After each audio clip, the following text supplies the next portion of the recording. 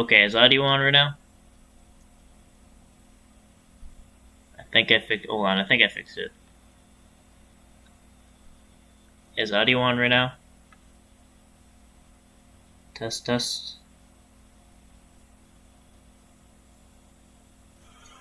Okay, is audio on right now?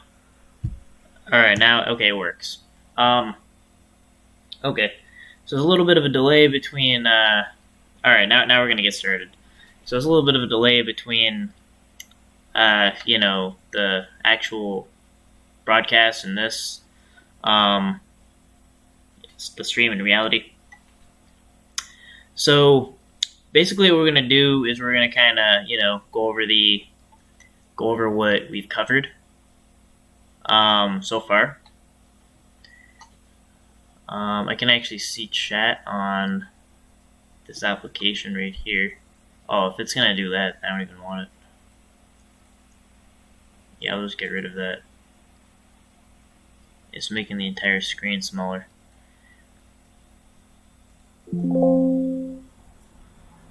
Yeah. So, I will say that a lot of the technical difficulties that probably you're gonna have coding for the first time, or coding, maybe if you haven't really coded that much before, the same, very similar technical difficulties that I'm having right now, and I'm gonna have. And I'm basically just kind of putting it all out there so I can kind of document the struggle, so that you can see, like, working through technical issues and what it's like to have them. For example, just for this, this is a Microsoft Paint, and the menu,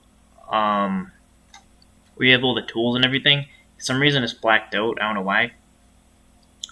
But I'm just gonna type below it. But yeah, we're gonna kind of go through all of what we went through. But let's just kind of go through everything.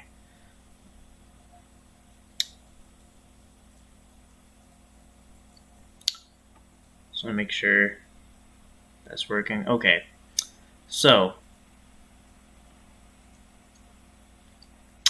we basically started with what is a computer. That's where we started. So we really started from the very basics. I called it Unit 0. In playlists. It's I'm gonna kind of put it all together where it's Unit 1, but it's Unit 0 where we kind of just talk about the beginning of what a computer is, variables, if statements, and then kind of what happens when you do program from the inside out. And binary code is a huge thing, and it's kind of like the language of computing, and explaining a little bit of binary, and then kind of the difference of a lower level and higher level, very introductory stuff. So what have we covered?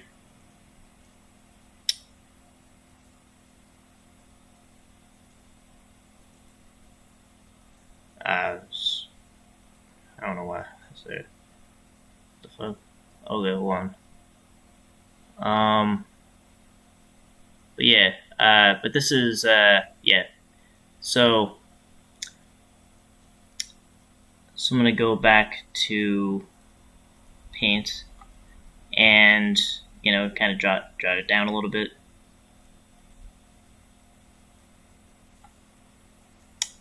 So we started with what is a computer?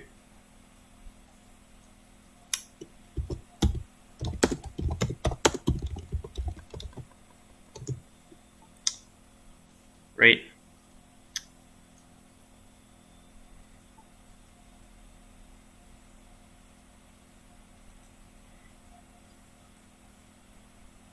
We started with what about the minus sign? That was supposed to play. Just everything in Unit 0.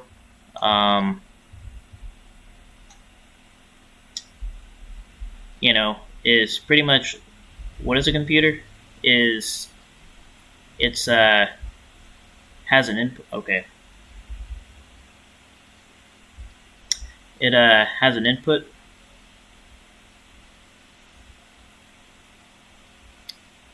That's one moment. So like, what is a computer? You know, it's like if we imagine this is a computer.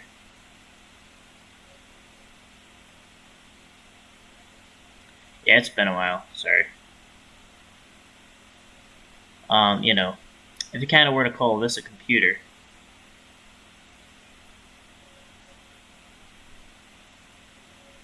I'm attempting to rate.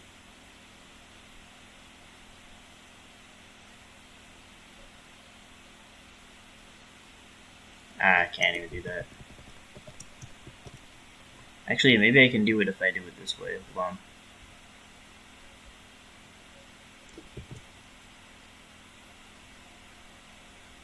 Nah, I can't. So yeah, we'll say this is a computer. I shouldn't open up.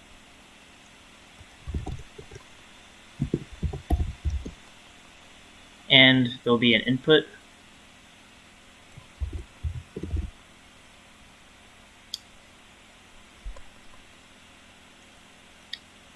And there'll be an output.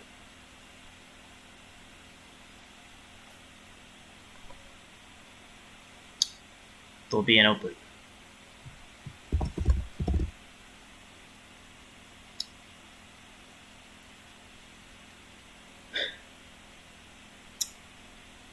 So this is essentially, you know, this is essentially what a computer is.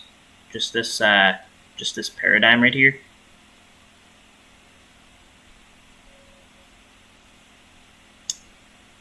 Then, you know, we went into variables. Went into variables. Just a broad word on variables. One moment.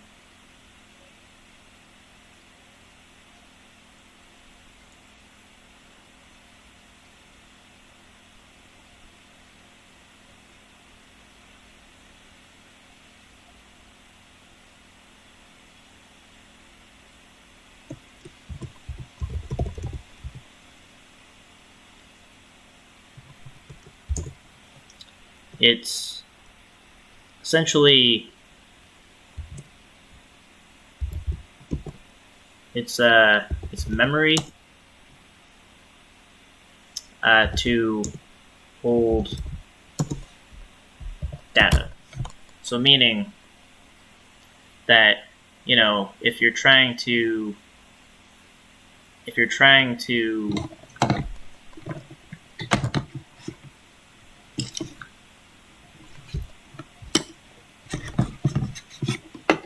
I was trying to get my mouse on solid ground here.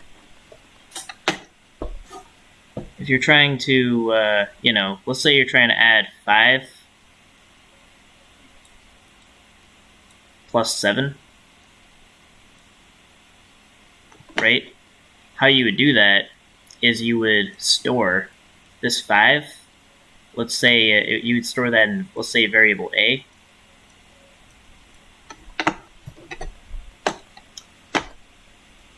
And let's say even this plus sign, that would have to be a variable. Maybe we would call that variable op.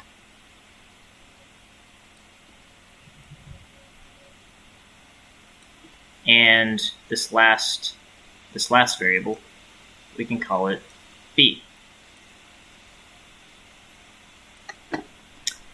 And then, you know, that would be equal to, you know, let's say we call it variable s for solution, then that would be stored in variable s. But the only way, you know, which would be, that would be 12. So the only way to basically do it is, the way I kind of thought of it was, it's kind of like if you have a instruction. Let's say you're instructed to, you know, go to the supermarket and get, you know, I don't know, Pop-Tarts and water.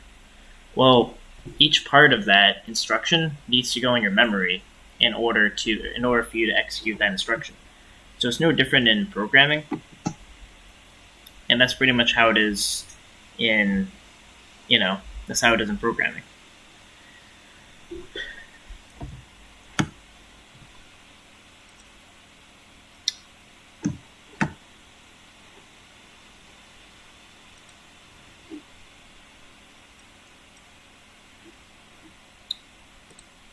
Now, we went through if statements, where it's kind of like if mainly with the op one.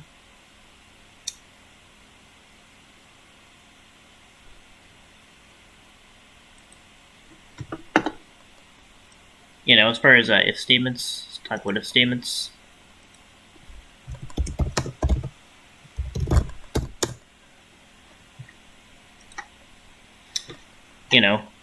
Let's say we want to have a calculator to go beyond adding or subtracting.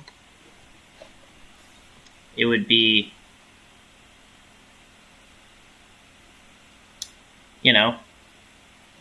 if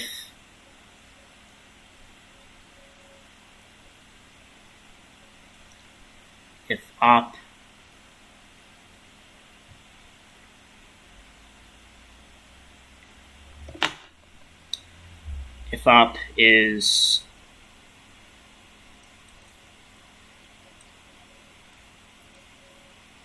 and it would actually be two equal signs, but if op is a plus, then add.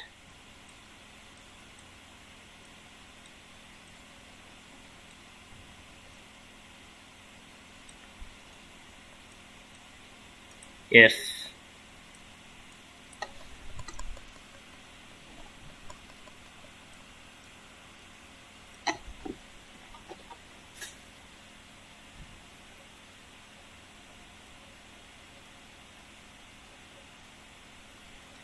op is, if it's subtraction,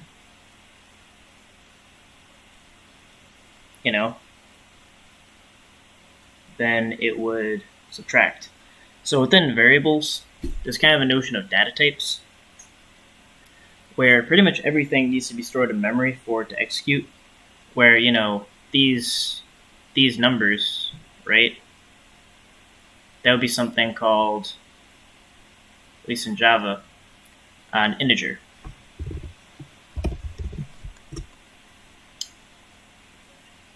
If you remember, what would this plus be?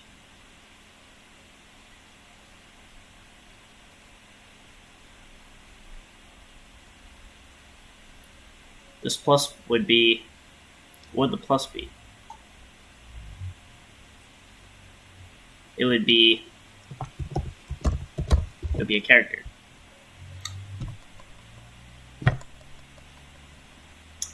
And if it was, let's say, if you're storing your name, I'll say my name. Let's say it's my name, Ryan. What would that be? That would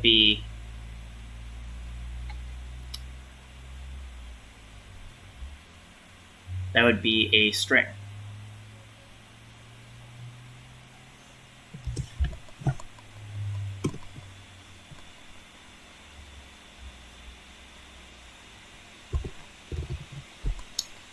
So so it's kind of like one thing to say that these variables, they need to kind of store all the pieces of data in memory, and there needs to be types designated to it so that it can understand what kind of memory you're dealing with. Kind of moving on to that, and I go in way more detail.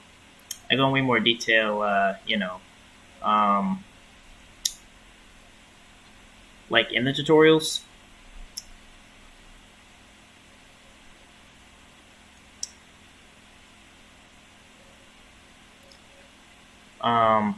And the next part of it I pretty much kind of go into the thought process in creating a program and, binary code. So binary code, it's, zeros and ones. I can't really, I don't know, I'm not really going to go through all of that at once. And again, the notion of lower and higher level programming. So if you imagine zeros and ones, it's kind of like the basis of computing. It's kind of like what computers like. It's kind of like it gets down to the basics. The basis really. Where the closest the language is to binary code, the lower the level language it is. So Java, if you look at Java code, and I have some Java code, and we're going to look at that. If you look at this is programming, but this is not in binary code. This is in language that we would all pretty much be able to understand. So that's why Java, this is the programming language used, is considered a higher level programming language. Not because it's kind of like advanced or anything. It really just has to do with how far away, how closer is it to what humans understand. It's kind of like the more it's closer to what a computer understands, it's a lower level. The closest to it that humans understand, the higher level. So they're even saying that we're gonna eventually have programming languages where you could just tell the computer what you want built and it'll build it. We're gonna get closer to that level, and that would be even higher because you're not even really programming. You kind of have to learn Java to use it. But in that case, it would just be the humans saying what they want, and that would be even higher. So essentially, just the understanding of lower level and higher level programming languages is the closer you're getting to binary code, the lower level it is, and the closest you're getting to what a human can understand, the higher level it is. That's pretty much all that needs to be understood. Then we started actually programming. I'm gonna kind of go back to what we've covered a little bit. A minus sign. I don't know why that just plays like that, but so essentially, I kind of started with the most basic calculator, where I don't think I even had like an if statement in there, or I think I did, but it pretty much was something within the code that if the operation is a plus, you would add. If it's a subtraction, you would subtract. If it's multiplication, you would multiply. If it's division, you would divide. But we kind of built up to learning about the scanner variable, and that's the code I have here.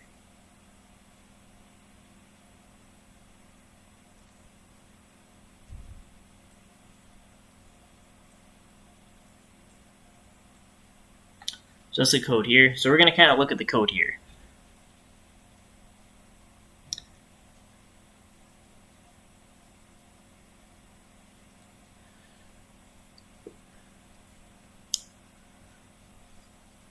And actually before that, I kind of want to say, so what I'm using is IntelliJ IDEA.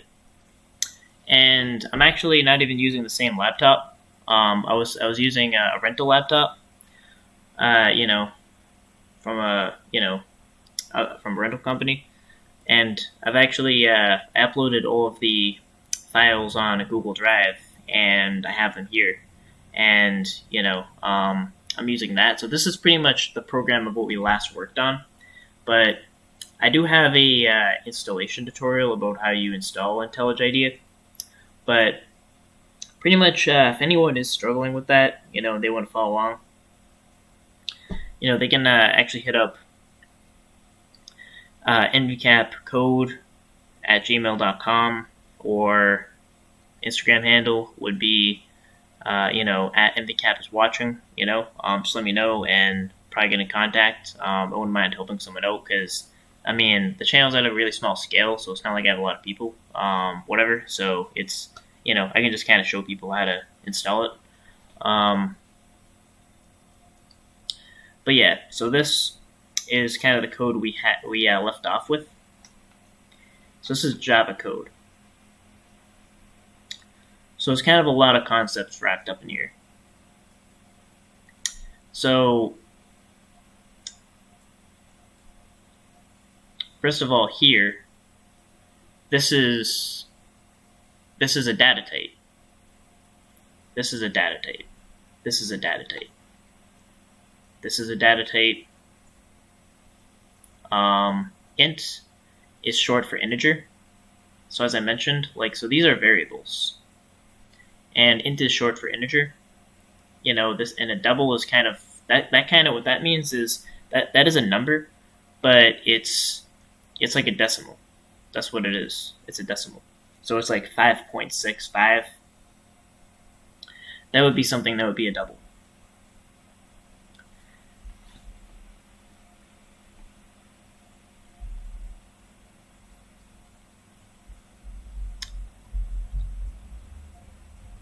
So just kind of going through the understanding of the code is, first of all, well, actually, I'll explain that kind of later on, the try and catch part. But this basically says that, all right, so it's a Boolean. What's a Boolean? So Boolean means true or false. The variable name, kind of the name of the box of memory that we're using to put this value in, of true in, we're calling it is continue, equals to true. So then while that variable is true, and even though it doesn't say whether it's equal to true or not, just by it being there, that means it's true. So if it was false, you would actually put, it would actually be, you would actually say it's false. Well, it's false.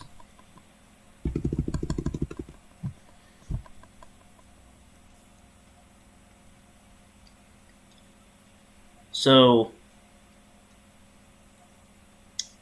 now we have something called the scanner variable. Now, what the scanner variable is it's basically, it's not really like an ordinary, it's not like an ordinary variable, but it's what it is something that that can be utilized from Java. It's something that can be utilized from Java to take in user input. So this program asks you, what is the first number? Then and then once you're finished with that, it will ask you the second number. Then once you're finished with that, it asks you what you want to do with the numbers, and it'll either add it, it'll subtract it, it'll divide it, or it'll multiply it. And it'll assign the first number to whatever the first number is, the second number, and then we'll calculate the solution.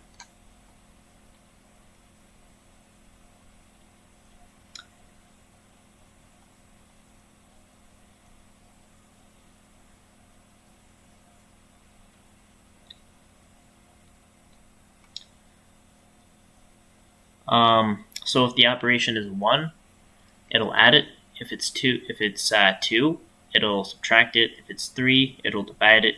If it's 4, it'll multiply by it. And then it'll say the result is this, and it'll ask you if you want to try again, and then whatever that decision is, it will be whatever the user puts in will be that decision, and whatever it is, if it's 1, then is continue will be true, which means that it'll go right back to the original program and loop through. So what a while loop is as long as that's true, it'll go right back to the beginning, and we'll cycle through again, and we'll ask you those questions again. So that's a way to think about it. And if not, then thanks for playing. Thanks for using my program. We're done. But what if what if you type in the wrong thing? What if what if you don't type in a 1 or a 2 or a 3 or a 4? What if you just don't type in what it does? Well, usually, if you don't have what are called these try catch statements, these exceptions here, that's what these are. So when it says like try and catch, there's a reason for that. Because how this program would work without it would be the second someone would type in something wrong, the entire program would crash. And you don't want that. What you want is, and what you kind of expect from a program, is when you type in the wrong input, it just says, hold up, you typed in the wrong input. Please type in the right input. I kind of, just for the sake of simplicity, I didn't make it that complicated, but let's just actually go through this program. Just see it in action.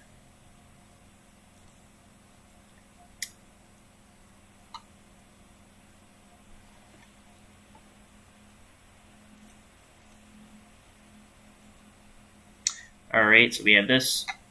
So what is the first number? Let's say 12. What is the second number? Let's say 13. What do you want to do with them? I guess I'll add them. 1 for add. And you get you get add. Do you want to try again? Yeah, I do. 1. What is the first number? Let's use the same number. What do you want to do with these numbers? Subtract, and then it'll be -1. 12 minus 3, 12 minus 13. Then do you want to try again? I think I will. Let's try 12 and 13 again. What do you want to do? What happens if we divide them? It's going to be some kind of crazy decimal. And it spits that out. 12 divided by 13 is 0.923, whatever it is, which is a double. And you want to try again? Yes. This time we're going to multiply them. What is the first number? 12, 13, and it'll multiply them. And but let's try this out. What if I just, I don't know, what if I type in an A or something? Right? You get an exception. And that's because, what the exception we're catching is only if it's an arithmetic exception. It's not even if it's the wrong input.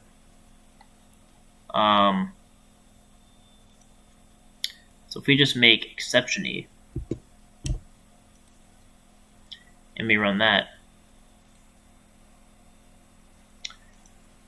let's say we just type in A, there's something wrong with the input. And then the program would finish, rather than breaking. So this is something to understand. Whenever a program, does fail in Java, they're called exceptions. And what you can do is you can catch a broad exception, like if the program just generally doesn't work, if it either you didn't type in the right input, whatever it is, it'll kind of have a backup plan. That's the best way to understand a try and catch program is a backup plan. If all goes wrong, what do you do? But what you can also do, you can have a backup plan for a specific situation. So if you kind of go back to making an arithmetic exception, right? Let's say I make it 12. Let's say I make the second one 0. And let's say I pick divide. Can you divide by 0? No. So, it'll go back to it. The result is infinity.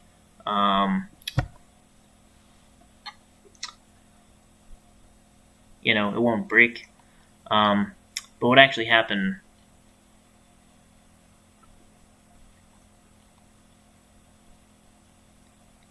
yeah, so it's kind of a way to track a specific error. Just one moment.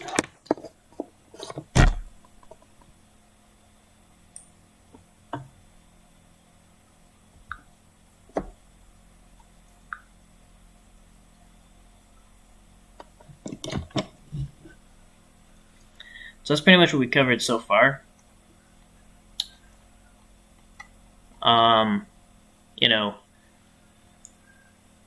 where we're going to be going is I kind of want to cover a couple other Java concepts,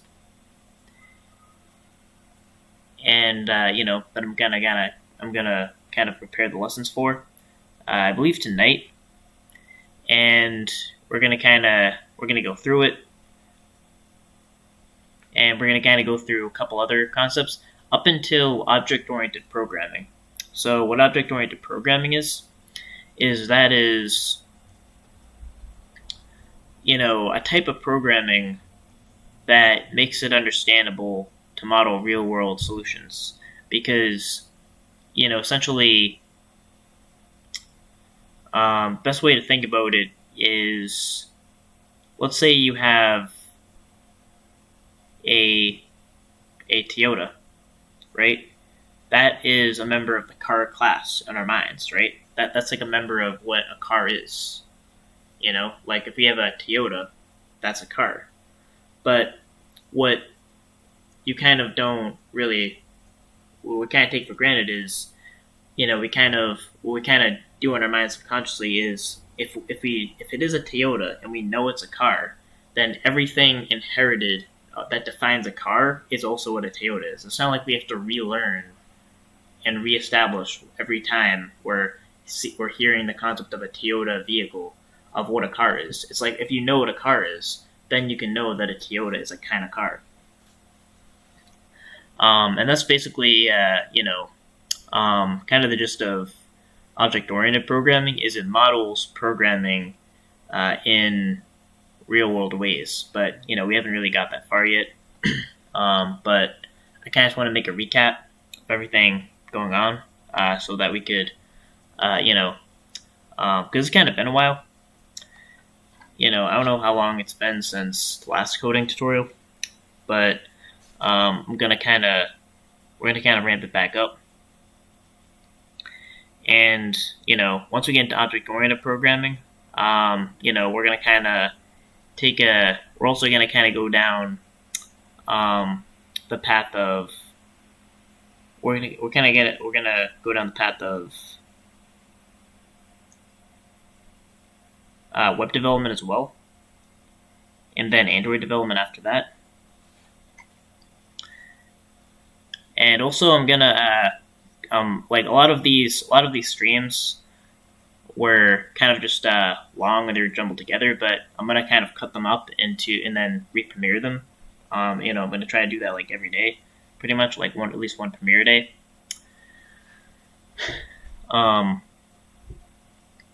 But yeah, that's pretty much what to expect, and just want to kind of do a review video. And probably in the future, we probably could be doing, I was thinking of implementing panels too to programming, but I kind of apply panels to everything. But, we're going to kind of apply panels to programming where, maybe get people that are starting to learn programming and then like have certain coding challenges and stuff down the line, but that's kind of the plan so far. So we're going to kind of get into some kind of elementary concepts of Java, and then eventually we're going to get into everything, even Android development. And also I'm going to be creating the InVCAP website live, so that when I work on the website, you can kind of see what I'm working on as I work on it, or at least see what I'm working on as I work on it, to kind of show the process of creating a website. And there's kind of just a lot to come, but that's what I wanted to break down, and I think that's about it for this stream, and then I'm gonna prepare for the next lesson, and maybe it'll be tonight or another night. I'm not sure, but just whatever happens.